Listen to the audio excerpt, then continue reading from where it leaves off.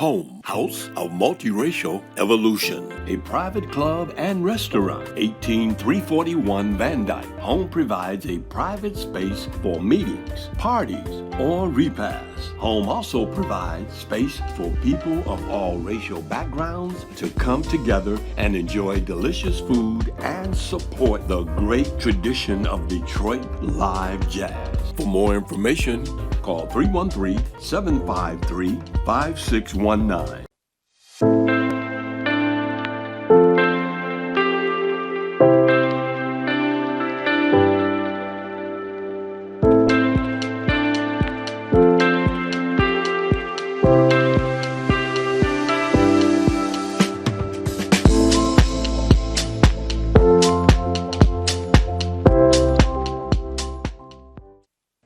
Good morning. My name is Willie Stamps. You're here on the stage of accountability.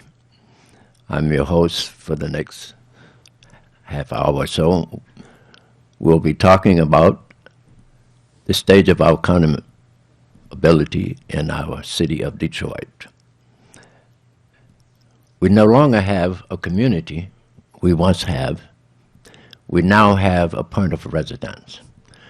With that being said, it is in my opinion, we must do an autopsy of our life to determine what happened with our community.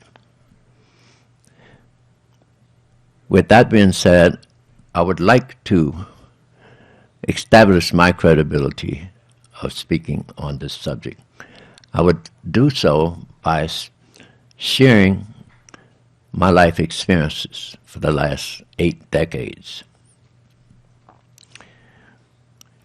Using the principle of understanding that the truth cannot be told or interpreted, it can only be discovered. I'm in hope that by sharing my life with you, we may be able to discover some reasons for us to believe maybe we are living a lie and the truth is killing us. I will begin my life story by sharing with you the environment that I was born into. I was conceived in 1939 and born in 1940, April of 1940, in a town called Utica, Mississippi. In the hills of Mississippi, it was commonly known as a multiracial environment. For example, my grandfather on my mother's side was part Native American, part Negro, part Irish. On my father's side, my grandfather was half Caucasian, half Negro, and other entities that we have no knowledge of. But by growing up in this atmosphere, I began to involve around the question of who am I?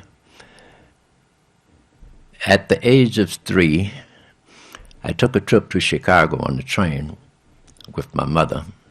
My grandfather had sent her there to purchase a 4-family flat. And on the way back, I had to get off the train and change seats. And when I asked the question why, my mother informed me that it was because I was colored. That was my first time I had been identified or labeled as colored. But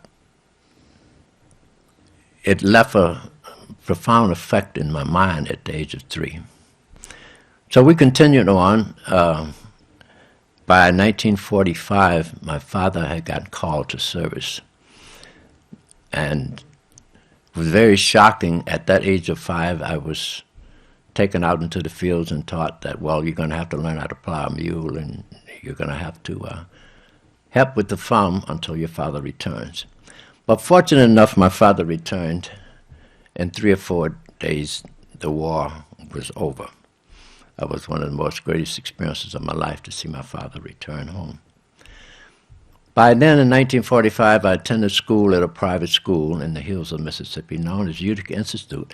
At that particular time, we had 3 private schools in the hills of Mississippi, southern part of Mississippi. One still exists today, is known as Pineywood Institute, but at this particular time, it was called Utica Institute Industrial Agricultural High School, founded by William H. Hostclaw, who in 1903 came from Alabama to form this school.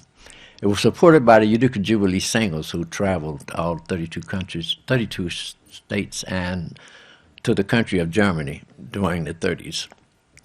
My father was one of those singers who, after this traveling, had returned back to Mississippi.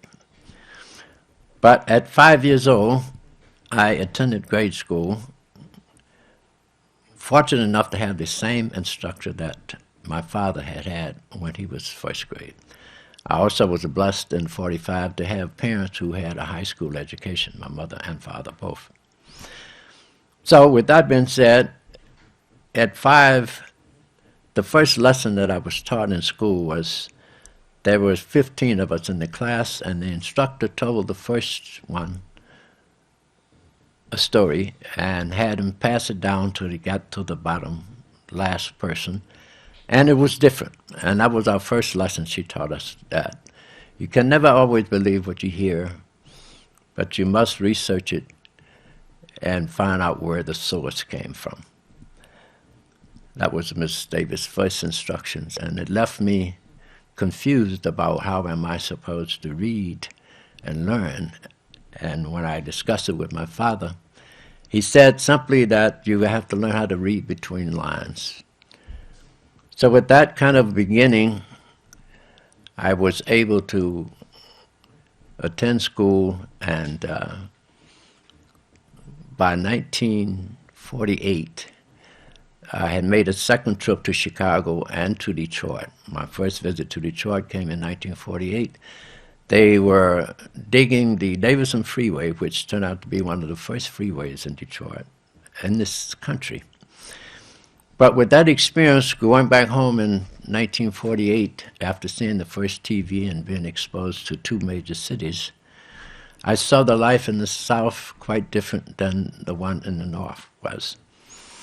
So by 1950, I was 10th grade, and by 1948, the private school closed. So in 1950, at 10th grade, 10 years old, I attended a school where they had 3 classrooms and 3 grades in one school, 1 classroom, 5th, 6th, and 7th grade. During this period of time, for 1 year, I completed those 3 grades successfully, and by the time of the end of the year, I was promoted to the 8th grade, which was at the high school at 11 years old. So I proceeded to go to high school at 8th grade, and by the time I was 15, I was a senior at high school. Being a senior in high school at 15 in Mississippi, I was expelled from school due to unbecoming conduct. I got expelled and was not able to go to school in the state of Mississippi anywhere. So I came to Detroit again in 1955, fortunate enough to be able to get into Pershing High School, took an exam and was able to maintain my grade as 12th grade. But later had to transfer to Hamtramck High and then graduated in 1956 from Hamtramck High. During the stay at Hamtramck High, which was a Polish high school, I had many experiences that I had not experienced from the South, and understanding that racism and segregation was 2 different issues that we had to deal with.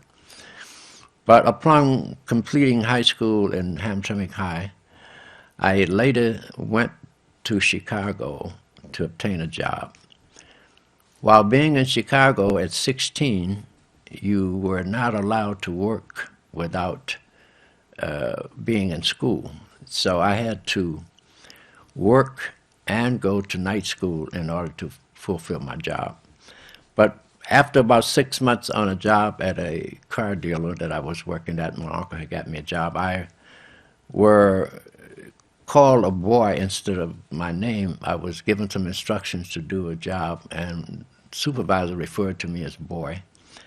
With that, I refused to do the work, and consequently I was fired. So at the age of 16, I had been fired from my first job because I refused to be called a boy. That led me to a long 1.5 year period of homelessness and being in the streets of Chicago. Being homeless was quite an experience that, looking back, I thank God for.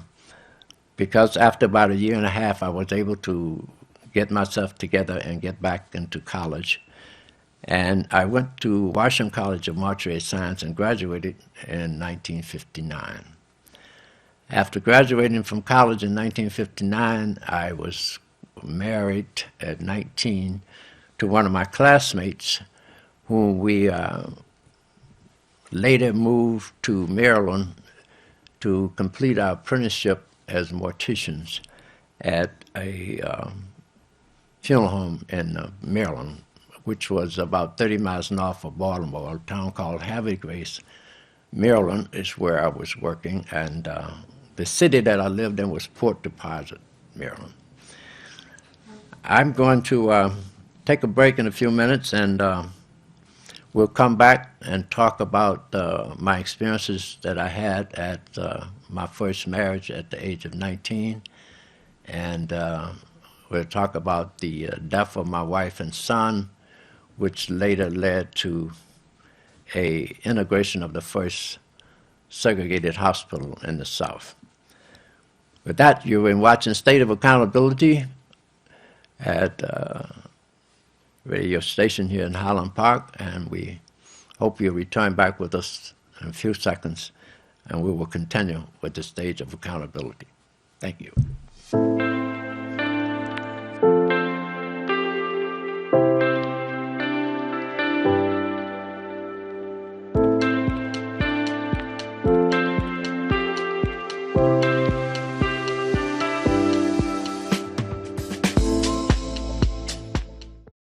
Presents Stage of Accountability with host Willie Stamps and co-host Charlene Macon. Mondays at 11 a.m. on WHPR-TV, channel 15.2. Stage of Accountability will be exposing the possibility we could be living a lie and the truth is killing us. Stage of Accountability with host Willie Stamps and co-host Charlene Macon. Mondays at 11 a.m. on WHPR-TV, channel 15.2. Join us every Monday for Stage of Accountability, a movement in progress.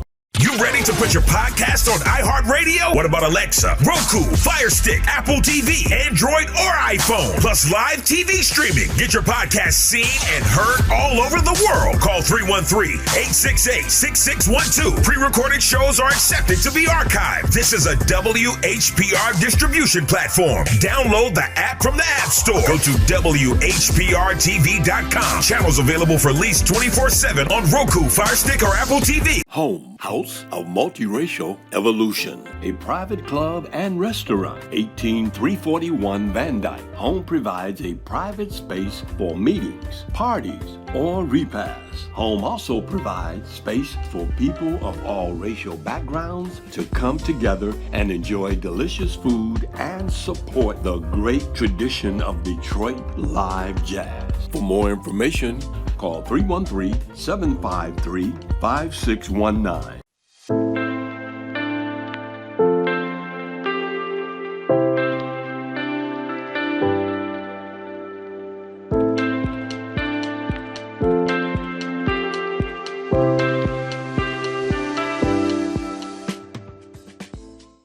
Thank you. Welcome back to Stage of Accountability. As we were saying before we went off the air, in 1959, I was married to one of my classmates, and we moved to little town called Port Deposit, which is about an hour and a half drive from Washington, D.C. It was very shocking to find that an hour and a half drive from Washington, D.C., I was living in a town that had a segregated hospital, segregated food counters, and so I was just 30 miles north of Baltimore. But anyway, as a result of my wife going in to have my baby in November of 1960, because of complications that set in and the proper sources was not available for a child being born breech, my baby needed to go into an incubator, which was not available in the black delivery room, colored delivery room at the time. So consequently, my child died, and later my wife passed with not being able to have the proper equipment to assist her. But anyway, shortly after that, I did file a lawsuit against the Hartford Memorial Hospital. As a result of that lawsuit, 3 years later, we was able to negotiate a settlement which did not include any money. There was a $5 million lawsuit filed, but in the process of negotiating a settlement, I agreed to drop the lawsuit if they integrated the hospital. So in 1963, before the Civil Rights Bill was passed and signed by Johnson, the first hospital that was integrated in the South was Hartford Memorial Hospital. You can Google Willie Stamps Hartford Memorial Hospital, and that will give you more details about what happened with that situation. But as of today, the picture of my wife and son hangs in the lobby of Hartford Memorial Hospital. And it says that as a result of the death, the hospital was integrated. I bring this point up because there's a lot of history that is untold in our community. As you might or might not know, there's a lot of history about segregation and how the signing of the Civil Rights under President Johnson integrated some of the hospital. But this particular hospital was integrated before that happened. And as I say, if you'd like more details, you could Google Willie Stamps Hartford Memorial Hospital, and it will give that story. After that experience, I came back to Detroit and was remarried again in 1961.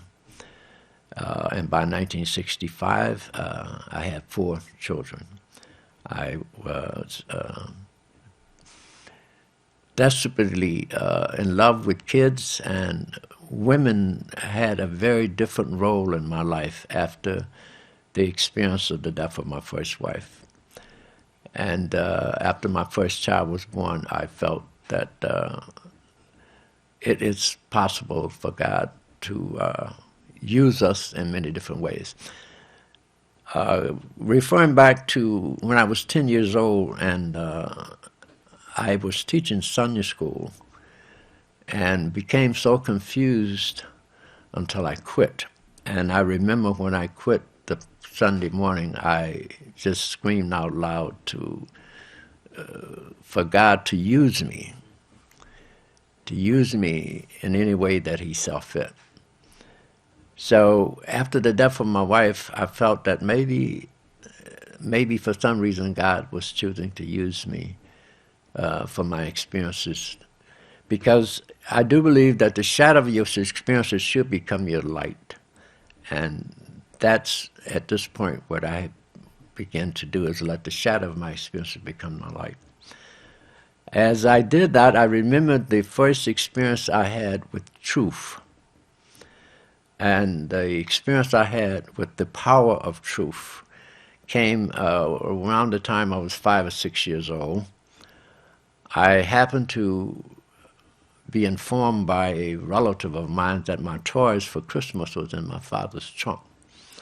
So when I approached my father about this, he simply took his very deliberate time and set me down and says, he called me Charles. He says, Charles, I'm not going to lie to you anymore. Those toys I bought and those toys I will deliver, there's no Santa Claus coming down the chimney. And I said, well, Dad, why did you tell me this? Why? He said, well, I'm doing what everybody else is doing. I said, what do you mean, Dad? He said, well, and you're in Rome, you do as Romans do. I didn't understand what he meant, but he said, so from now on, I'm going to be honest with you, and you'll be honest with me. We have a pact to be honest with each other. That experience from that age, at 6, taught me the power of the truth, because whatever I would do or get in trouble, I'd tell my father the truth, and he would defend me. Wrong or right. He always would say, just try to make sure it's for the right reason. Whatever you do, wrong or right, try to make sure it's for the right reason. So growing up experiencing the power of truth, it led me to many areas that I hadn't planned to go. By simply telling the truth, many times I was put in situations that I had no idea. Through my life, the theater of my life became unrehearsed. I was always in a position to perform without being able to rehearse what I was going to participate in. But after being married in Detroit, and by 1965 I had 4 children. The lawsuit had been settled in 1963, and everybody would look at me and say, are you crazy? You turned down $5 million. But I would think and say to them, but look, how many women will be able to go into that hospital and be served as a human being without any discrimination taking place. Because one of the greatest experiences I had was when the chairman of the board visited me from the hospital and offered to integrate if I dropped the lawsuit. It was like on a Friday evening, and he offered to fly me to Baltimore the next Monday. And he assured me that all the signs would be down, because they had signs in the hallways, colored bathroom, as they did in the South all over. So when I did visit that Monday, I flew, like he had left a ticket at the airport for me. I flew to Baltimore, and a car picked me up and took me to the hospital. My mother-in-law just happened to be in the hospital that day, and she was in the room with the white person, and all the signs at the hospital had been taken down. And it was like deja vu. I mean, if this had been like this 3 years ago, my wife and son probably would have survived. But it was a great moment to realize that one's life and my wife and son life had not been in vain. That from that point on, many people will be able to benefit from the sacrifice of their life. And as I said earlier, in 2018, the hospital eventually, which was 58 years later, I guess it was, decided to honor my wife and son by posting the picture of them in the lobby of the hospital. And this took place after me just simply writing a letter 50 years later to the hospital reminding them that this took place. Because the chairman of the board of the hospital at that time, for some reason, visited me without any knowledge of I do not understand how he was able to get in touch with me. But I share this to say spiritually, someone, and I believe it was my mother-in-law, had informed him that maybe if he would talk to me, that he would be able to convince me to drop the lawsuit. And I often, now that I look back, at the day that he visited me, I had my wife and 2 kids sitting there listening to him talk. And I often wonder how she felt when she heard me say, "You're going to turn down $5 million just to integrate a hospital." But I never was able to ask my wife that, because my wife passed the next day after I returned from Baltimore, when I returned from the hanging of the pictures and the ceremony that the hospital gave. It was only 1 day later that my wife passed. But she did, the night before she passed, it was like deja vu. I got a phone call from the hospital asking me if I was happy now that they had hung the pictures. And when I hung up the phone, I was so confused about why would they want to know if I was happy. So I shared that with my wife, and she simply said to me, "I'm happy for you. Please understand that I've watched you over the 50 years wanting to have the death of your wife and son be known that they did not die in vain, and now that opportunity is there." So I'm going to wrap that up for a few minutes, and we'll be back shortly to discuss what happened to me after the 1965. I realized that I had 4 kids and need more was pushing me more, and that perhaps God had a reason for me to be here. And we will discuss what took place in my life after that in the 3rd decade of my life. Be right back shortly.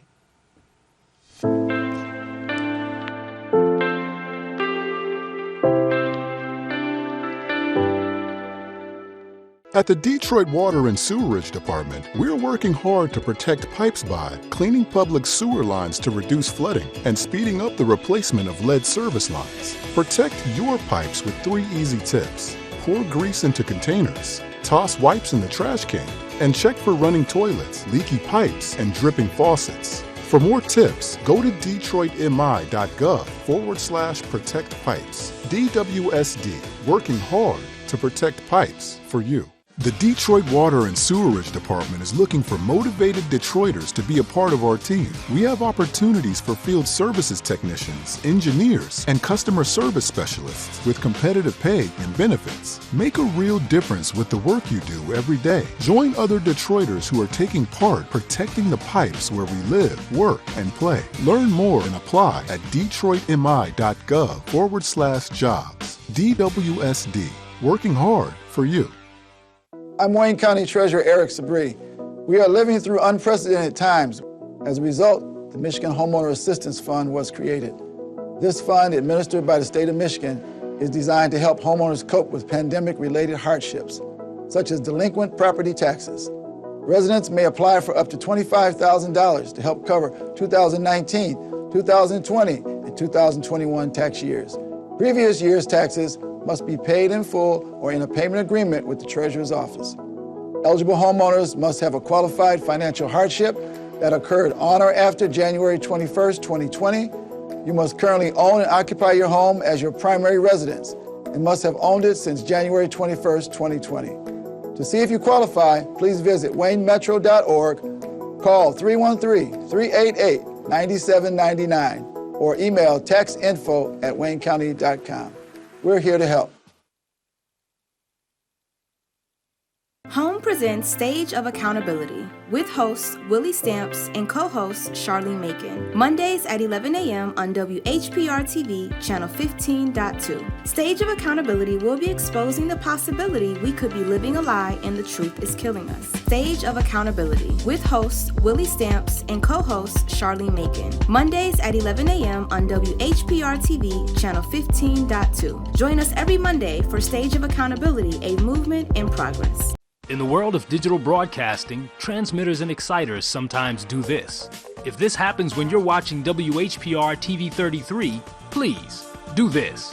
Watch us on Fire Stick, Roku, Apple TV, Google TV, or TV33WHPR.com. Download the WHPR TV app, and we can also be heard on Amazon Echo.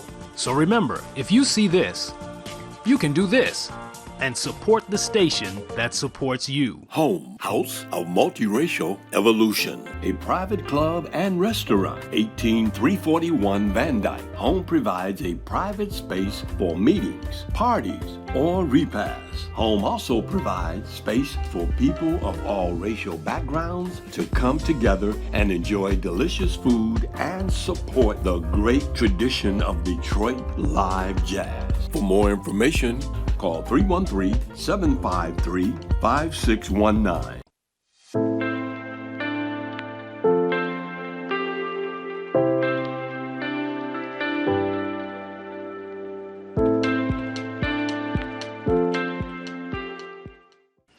Thank you. We are back again with the Stage of Accountability presented by Home, House of Multiracial Evolution. And we'll be talking further about my experiences trying to establish some credibility with you in terms of why my opinion of we may be living a lie and the truth is killing us.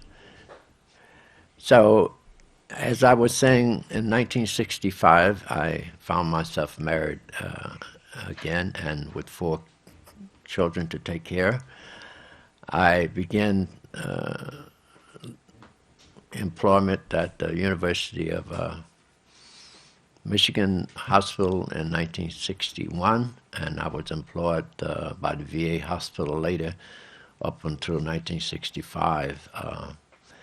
After leaving the VA hospital in 65, realizing I had 4 kids to take care of, I ended up going to the factories. But during this time, I was steady putting in an application at Detroit Edison, because when I finished high school at Hamtramck High in 56, Detroit Edison was offering some assistance to persons of who had a pretty good math background. And at the time of graduating from Hamtramck, I had received a part-time scholarship to Wayne State in the area of math. Math was one of my better subjects I had for some reason, I don't know. But not being able to attend Wayne State, I left Detroit and went to Chicago. But after continuously putting in an application at Edison, around 1967, before the riots, a good friend of mine, my kid's godfather, a friend, Emmanuel Stewart, who happened to be working at Edison, and Emmanuel was a good friend of my kid's godfather, insisted that I should come down and apply for a job as a janitor. They probably would hire me. So that's what happened in 1957. I applied for a job as a janitor at Detroit Edison and got hired. And this was just prior to the riots. But during the riots in 1957, I noticed as a janitor at Detroit Edison, we were working in a company that had 11,000 employees with only 301 minorities. For some reason, I never liked to be labeled as colored, black, or whatever. I always refer to myself as a minority.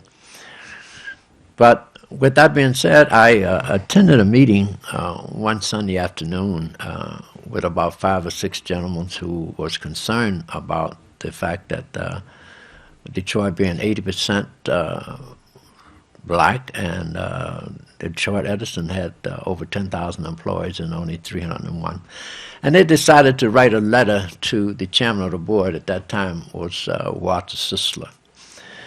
And during this meeting I attended for about 35 or 40 minutes. They debated about who would sign the letter. They had a gentleman acting as chairman had wrote the letter, a guy by the name of Willie Struggs, I believe at the time, but he refused to sign it unless they all signed the letter. I'm sitting there being a new person, and all of a sudden was thought about what I had been through in my life experiences, and I said, what the hell, I'll sign the damn letter. Let me sign it, because upon one of my visits as a janitor in the chairman of the board's office, I had noticed a shrunken head. And being a mortician, I knew exactly what the shrunken head was and the history of it, shrunken head, and that it came from Africa. But it was sitting in the chairman of the board office as a trophy. So with that in mind, I volunteered to say, I'll sign it because I clean up this guy's office. So I signed the letter to Walter Sisler, and that was the beginning of me being chairman of ABBE, Association for the Betterment of Black Edison Employees. After signing the letter and sending it off, the chairman of the board agreed to meet with me and my colleagues, but fortunately enough, my colleagues all chickened out on me, except I think it was one did show up for the meeting. But at this meeting, we explained to Walter Sisler the situation that we was confronted with, and he assured us that he had no idea that it was that bad, but he would attempt to establish a line of communication with us to make some improvement. And at this time, I began to write letters. Everybody I could think of, I would write a letter asking for some assistance with this situation. And it's hard to believe, but the first donation I received came from the New Detroit Committee, with Walter Sisler being the chairman of the board of New Detroit. I had written a letter to the chairman of the board of New Detroit explaining the plight of my situation at Edison, and that we had formed an organization. And consequently, he had referred it to the board, and they sent me $1,000 to proceed with my organization. And it was signed by Walter Sisler, the chairman of the board. The board of directors, whom I had saw a shrunken head in his office, and we proceeded to meet with him, and within a period of 2 years or so, we had organized and became a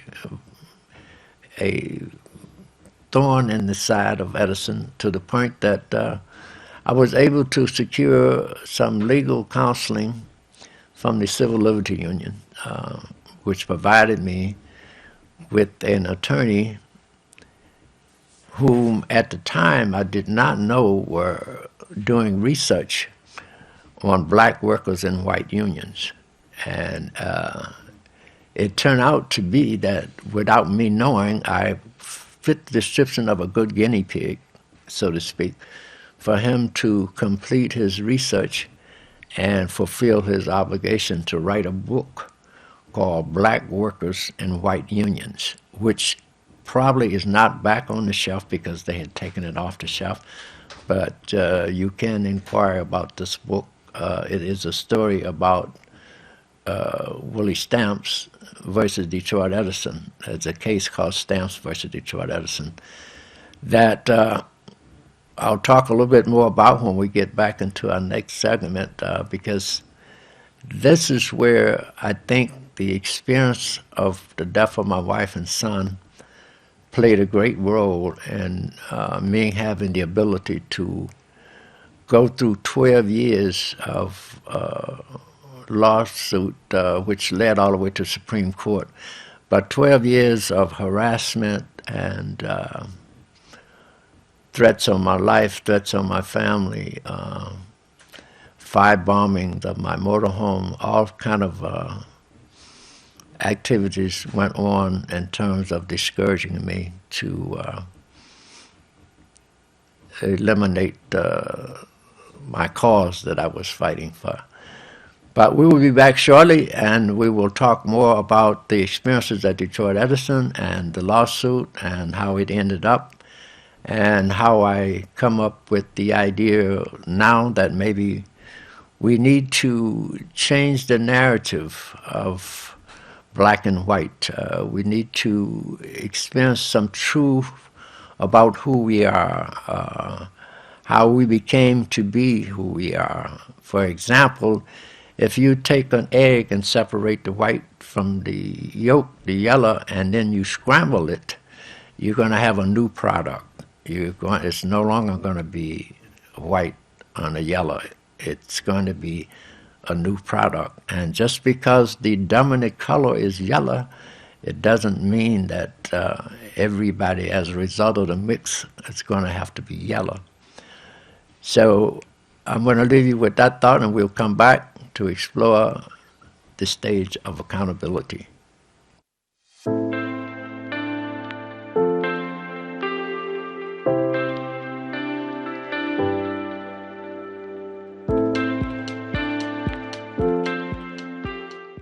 Home, House of Multiracial Evolution, a private club and restaurant, 18341 Van Dyke. Home provides a private space for meetings, parties, or repasts. Home also provides space for people of all racial backgrounds to come together and enjoy delicious food and support the great tradition of Detroit live jazz. For more information, call 313-753-5619.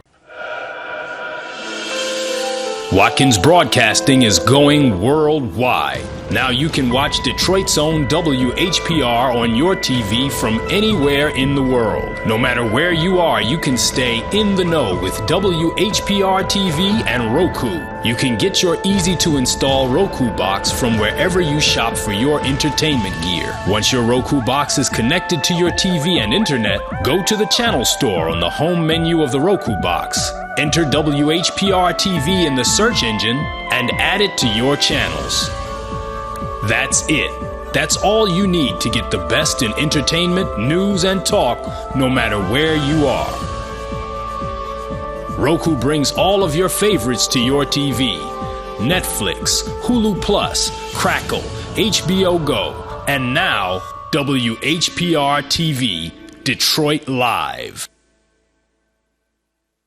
Home presents Stage of Accountability with hosts Willie Stamps and co-host Charlene Macon. Mondays at 11 a.m. on WHPR TV, channel 15.2. Stage of Accountability will be exposing the possibility we could be living a lie and the truth is killing us. Stage of Accountability with hosts Willie Stamps and co-host Charlene Macon. Mondays at 11 a.m. on WHPR TV, channel 15.2. Join us every Monday for Stage of Accountability, a movement in progress.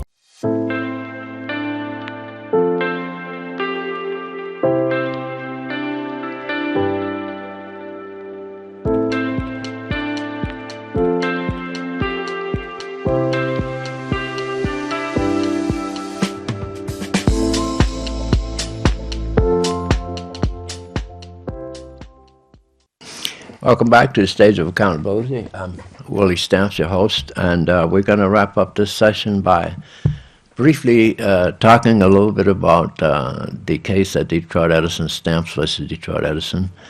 My experiences there led me to the point of retiring, being asked to retire at age 53 in 1993. I've now been retired 30 years. But I didn't actually retire. I was paid to go home and stay home for 2 years until I reached the age 55, so I could officially retire with all of my benefits. In the interest of my mental health and my well-being, my family, I decided to take their offer in 1993. But this came only after many years, as I said, 12 years of legal action going on all the way to appeal courts up until Supreme Court. But during that period of time, I experienced a great deal of knowledge about the system, a great deal of knowledge about how things are created by the powers to be, how the government function, and how hate plays such a great role in one's life. For example, my 12-year-old son received a phone call saying that someone had a contract on my life. Things that no one would have any idea of how it affected a 12-year-old to receive a phone call saying that his father, somebody had a contract on his life.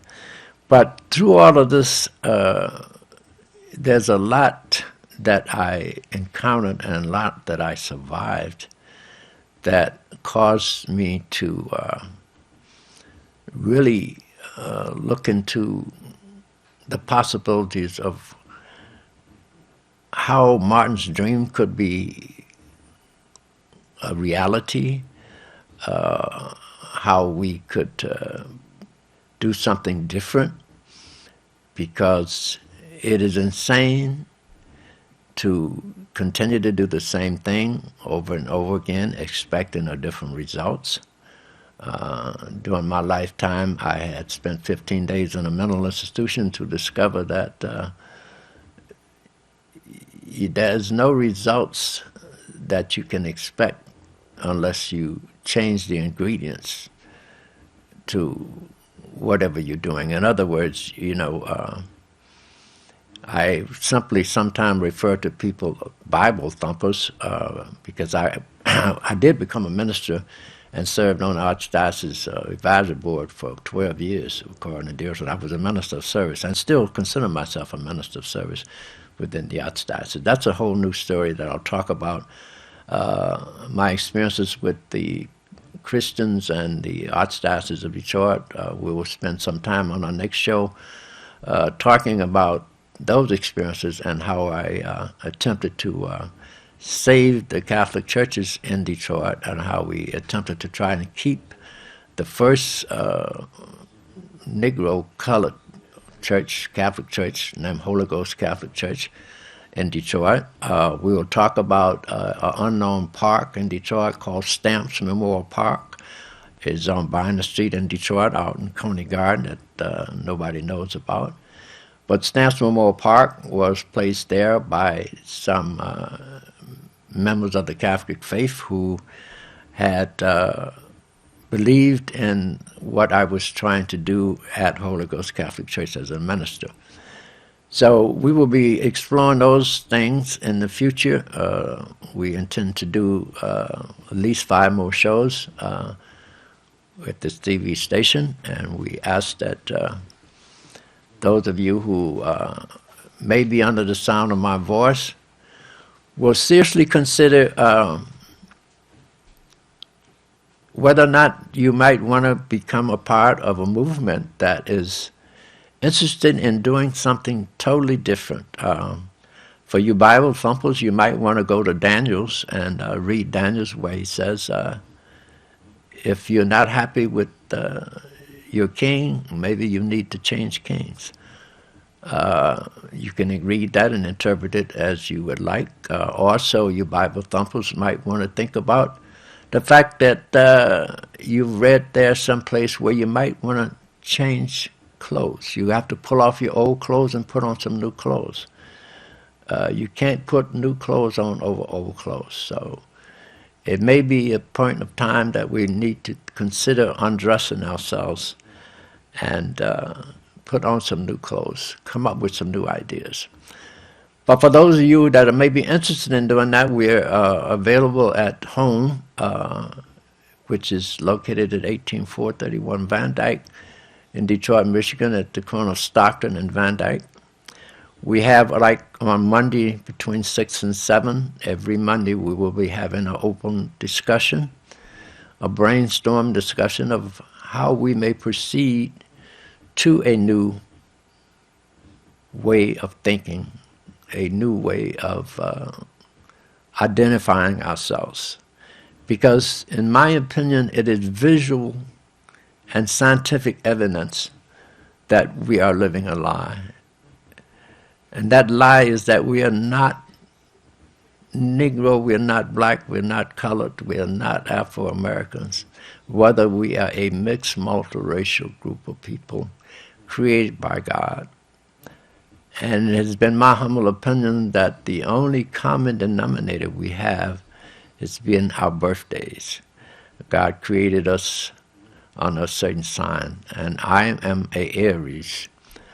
I'm fishing for other Aries out there who know your sign and know the movement of your activities to join forces with me. And I'm also fishing for other signs. I have an idea that if we would try and organize ourselves by our common denominator, that maybe the shadow of our experiences can become our light, and we may be able to see a way to bring some love and happiness back to our community. I was listening to Marvin Gaye's song the other night, What's Going On. That was over 50 years ago. What's going on then is still going on now, and we need to try to find a way to bring some love back to our community. And it is my firm belief that the truth may do that if we can realize who we are and the truth about who we are. We may be able to come together. So I humbly asked you to give some thought to what I might have said to you, understanding that it is simply an idea that I have. It is a vision that we can do better. And each one of us have had experiences that should let us know who we are. It is one thing that my grandfather always taught me was, it is better to know what you don't know than to know what you think you know.